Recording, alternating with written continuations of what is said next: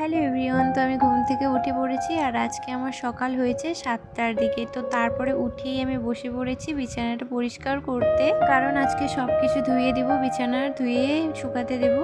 দেখো আমি বেডশিটগুলো তুলে চলে যাই কলে। বেডশিটগুলো ভিজিয়ে রাখতে 1 সপ্তাহ ধরে ধোয়া হচ্ছিল না, তাই আমি ভিজিয়ে রাখি। তো এগুলো ভিজিয়ে রাখা হয়ে গেলে আমি চলে যাই ব্রাশ করতে। আর ব্রাশ করতে করতে সকাল বাইরের পরিবেশটা দেখতে আমার খুব ভালো লাগে, তাই দেখো তারপরে আমি চলে যাই ব্রাশ ট্রাশ করে ঘরে একটু বিস্কিট আর জল খেতে, কারণ এরপরে আর রান্না করা হবে না। সকালবেলা আজকে অনেক কাজ আছে, এখন আমি লেগে পড়বো কাজে। সবার প্রথমে এখানটা অনেকগুলো পুরোনো ড্রেস ছিল, সেগুলো বের করছিলাম।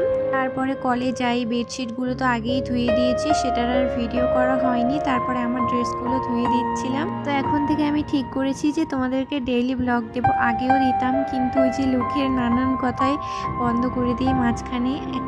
তো দেখো এই যে আমি এখন আমার ঘরটা পরিষ্কার করব। দেখো চুটকি মেরে কি সুন্দর ঘরটা পরিষ্কার করে নিলাম। মেয়েরা তো অবশ্যই জানবে কি করে চুটকি মেরে বিছানা পরিষ্কার করা যায়। তারপরে দেখো আমি চলে যাই রান্নাঘরে সবজি কাটতে।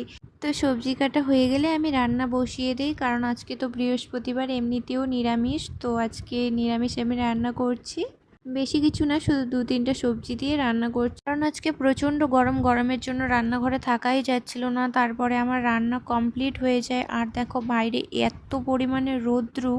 তারপরে আমি স্নান করি, স্নান করে যে খেতে বসে পড়ি। খাওয়া দাওয়া হয়ে গেলে পরে আমার এখানে আসে আমার একটা পাশের বাড়ির বোন, আর বোনটা বলে ওর মাথায় বেনি করে দিতে।